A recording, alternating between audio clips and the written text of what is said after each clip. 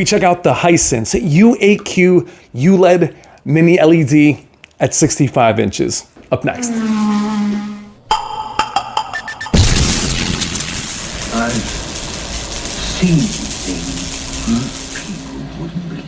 Hey, what's up guys? I'm Brian. This is Tech Therapy. Thank you so much for joining me as we check out the Hisense U8Q ULED mini LED. Now, Hisense made a huge but unexpected splash at CES, introducing the 116 UX RGB mini LED as well as a micro LED, leaving their most popular and sought after TVs at home, thus creating more anticipation for the TV you're going to see today. Without further ado, let's check out the Hisense U8Q ULED mini LED. Thank you so much for watching.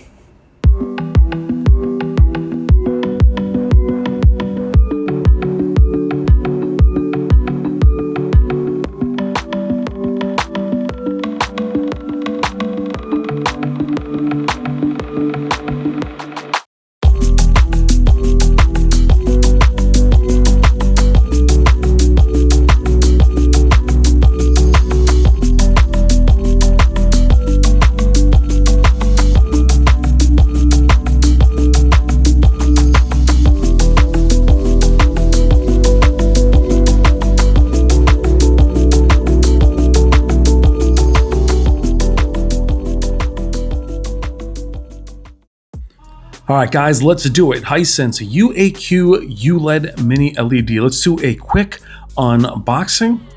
We have the 65-inch here with us. The Hisense U8Q mini LED comes in 55, 65, 75, 85, and 100 inches.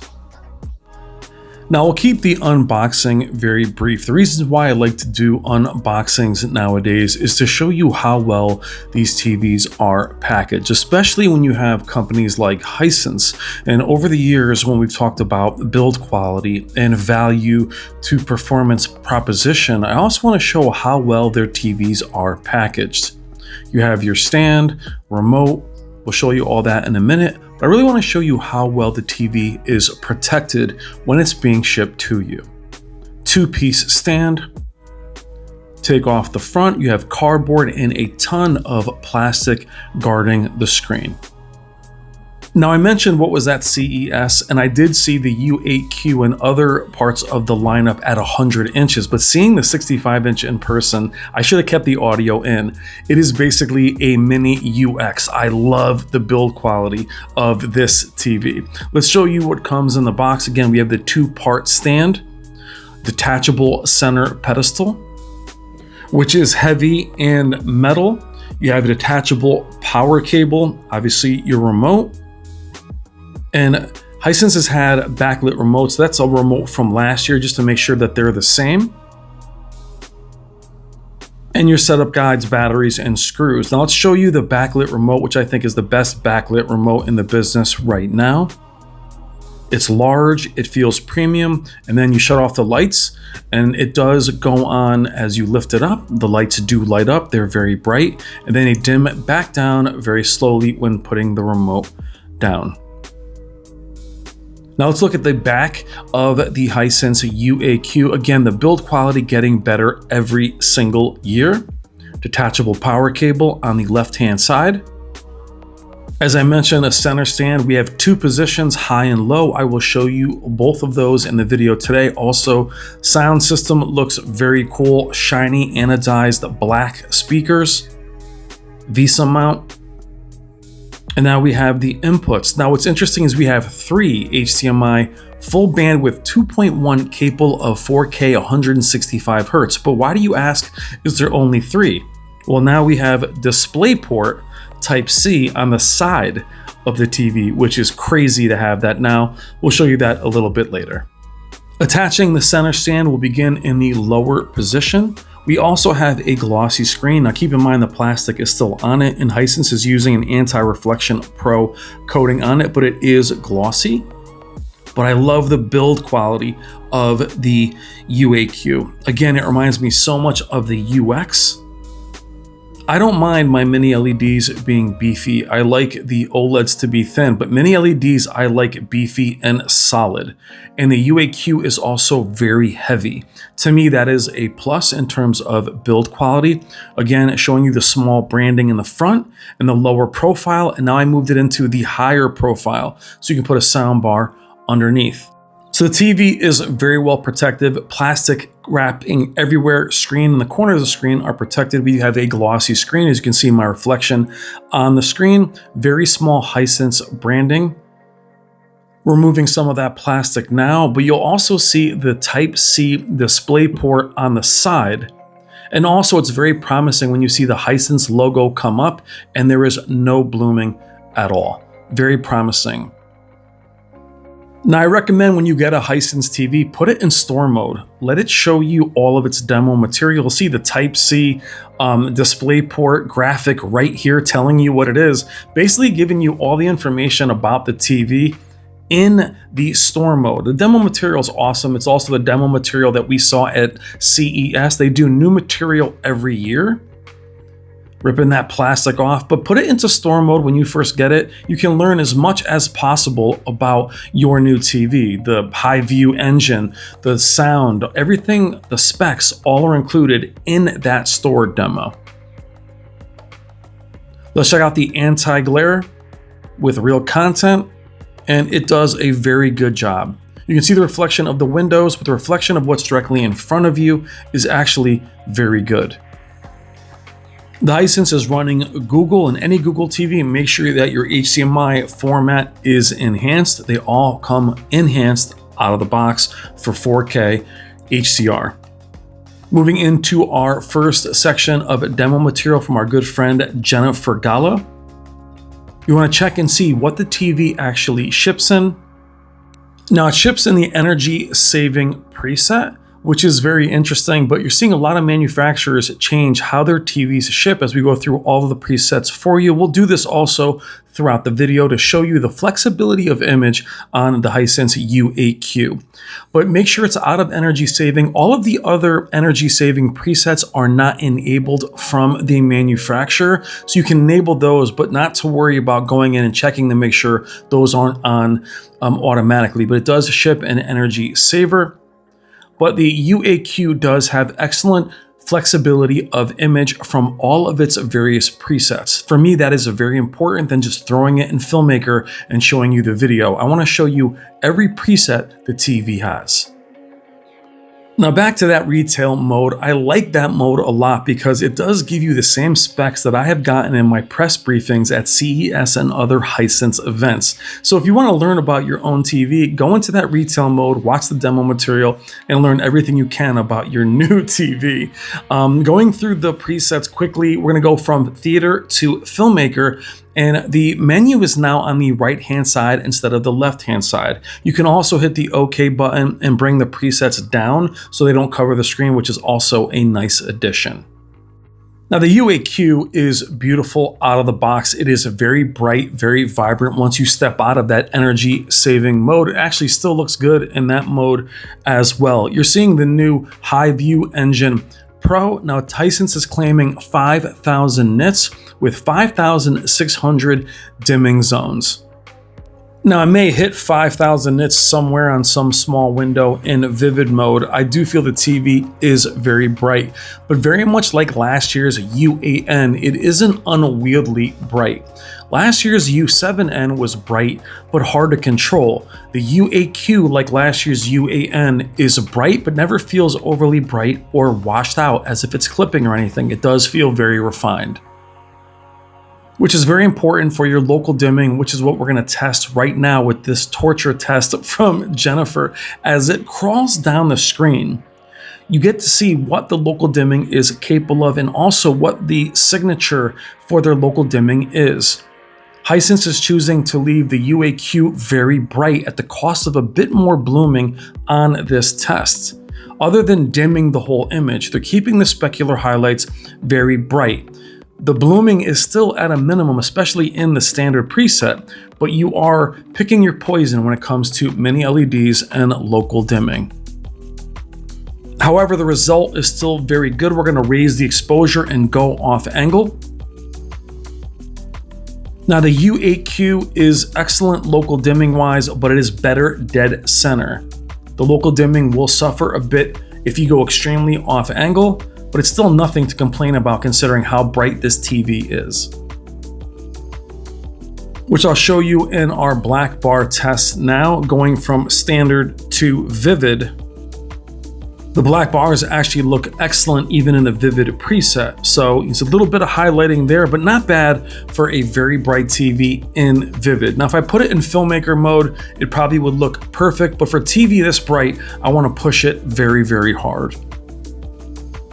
Now, what's been amazing to see covering Hisense for a few years now is how they're trying to shed that value brand label. Though they still provide excellent value, it's getting higher and higher end each and every year. The build quality better each and every year, sound quality, but more importantly, the Hisense processing is better than ever. The Dolby Vision implementation, which you'll see later on in the video, but also listening to the criticism. Now having a center stand instead of the two wide out stands they used to have, still offering two separate positions.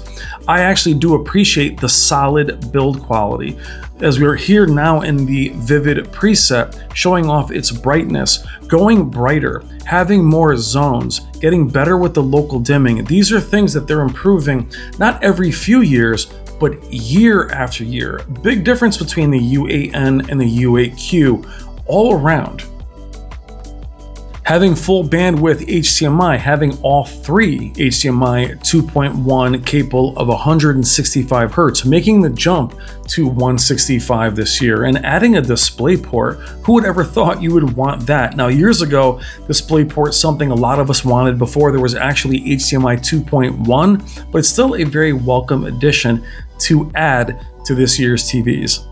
Now moving back into filmmaker mode, the previous saturated scene was all in the vivid preset, but they do have a lot of intelligent settings now added and little subtle changes that are very welcome. For me, the customized picture preset you're seeing here, where you can personalize your own preset, is something I did not know Hisense was looking to do, and it is very welcome. Once you do this personalized pattern choices throughout choosing the kind of image you want to see, that will then become part of not only your regular settings in both SDR, HDR, but also in Dolby Vision.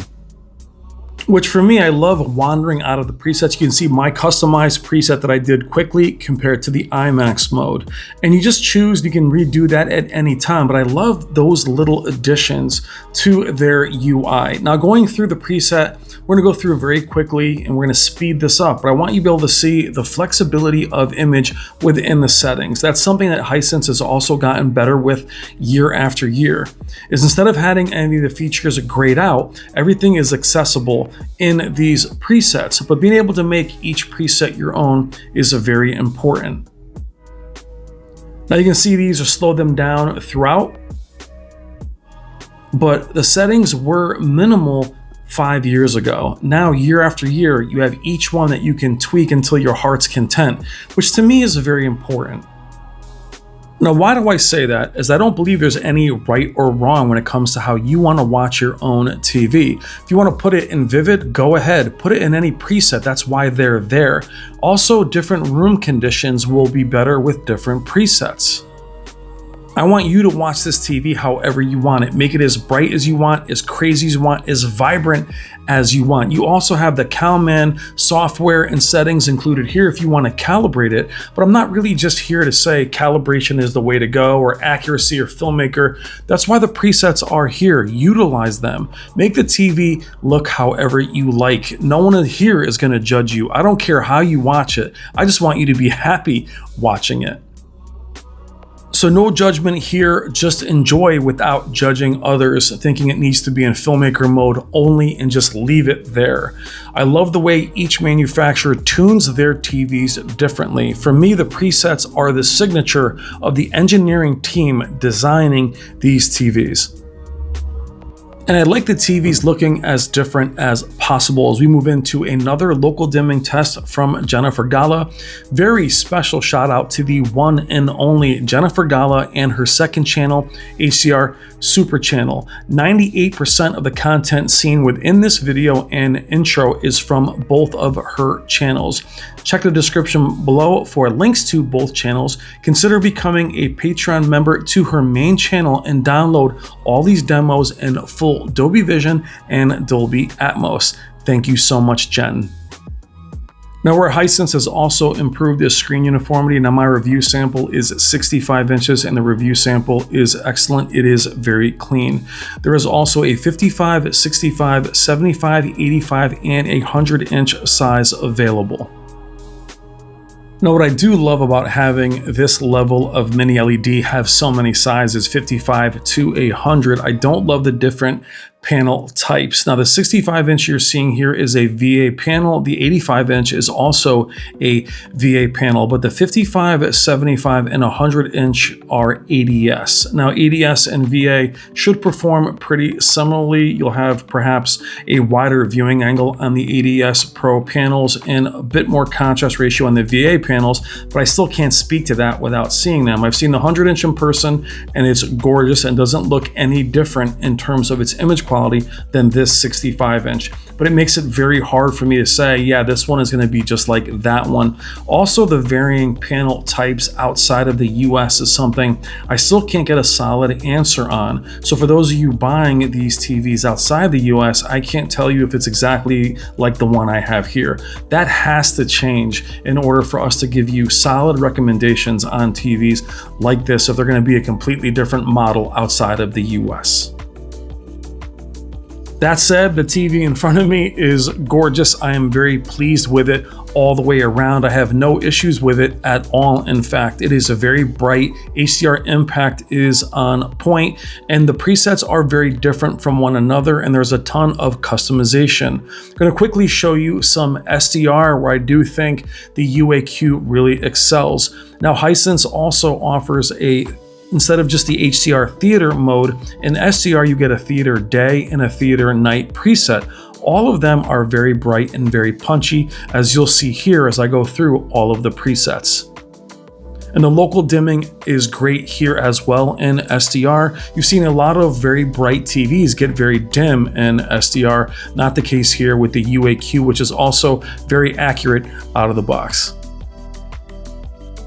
Now, SDR performance is very good for your everyday TV watching sports, Blu-rays, and it does very well. I do feel the U8Q is a good jump over last year's excellent U8N, and upscaling also improves year after year. We have the High-View Engine Pro now, and it does a very good job in both SDR and HDR. Let's move into Dolby Vision, where Dolby Vision implementation has also improved year after year from Hisense in terms of both its local dimming and its clarity. You have your Dolby Vision IQ, Dolby Vision Dark, the Dolby Vision Custom, and Dolby Vision Gaming. And again, the implementation from Hisense is better year after year.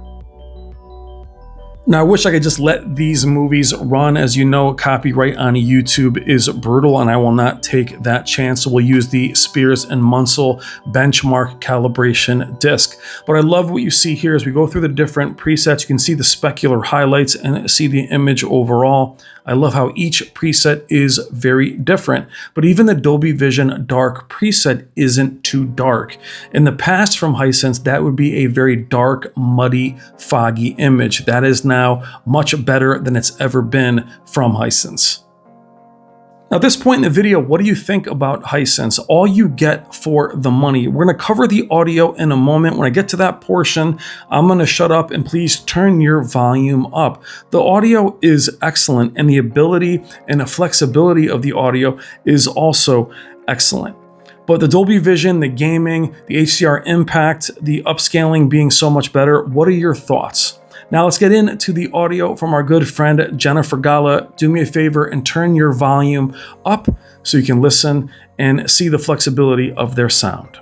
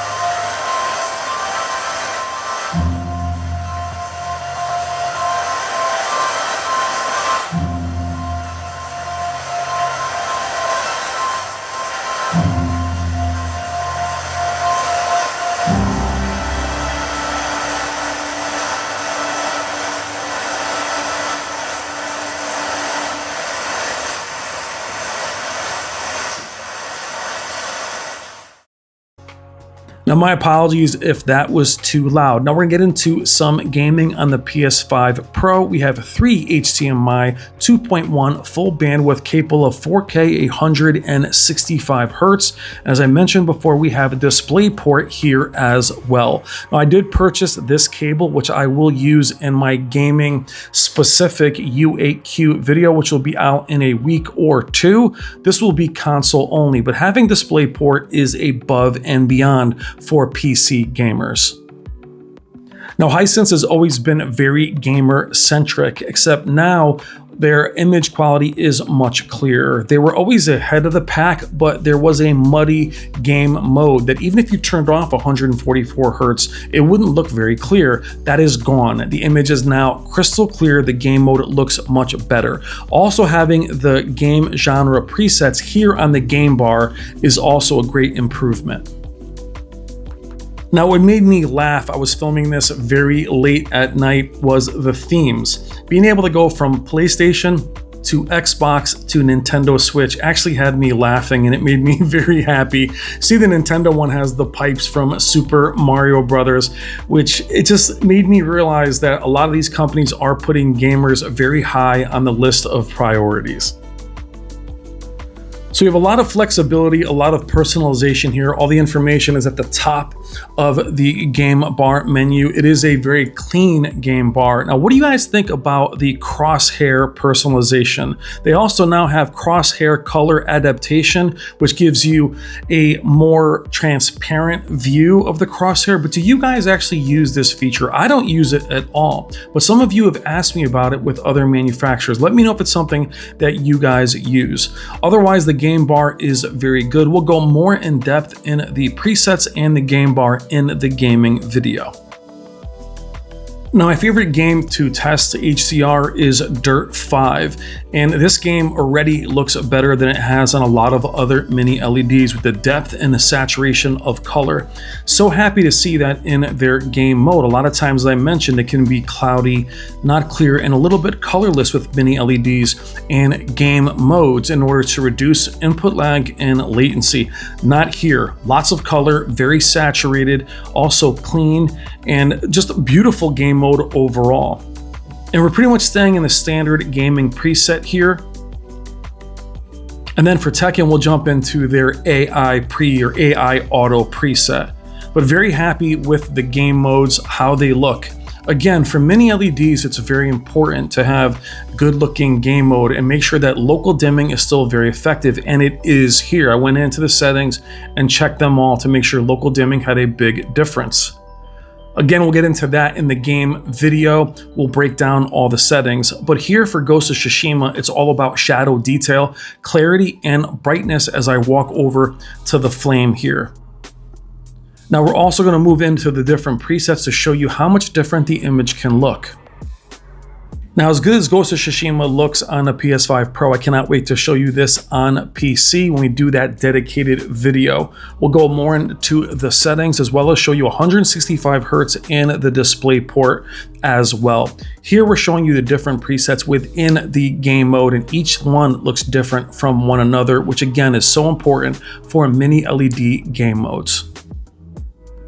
So in closing, I have no complaints at all about the Hisense U8Q ULED Mini LED. It's easily something to recommend, especially for the price to performance value that Hisense always brings. But again, year after year, improving so much.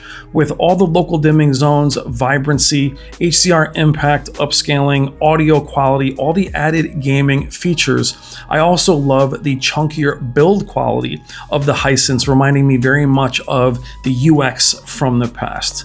I'm Brian. This is Tech Therapy. Thank you so much for watching. Please consider liking and subscribing. Love you guys. Take care.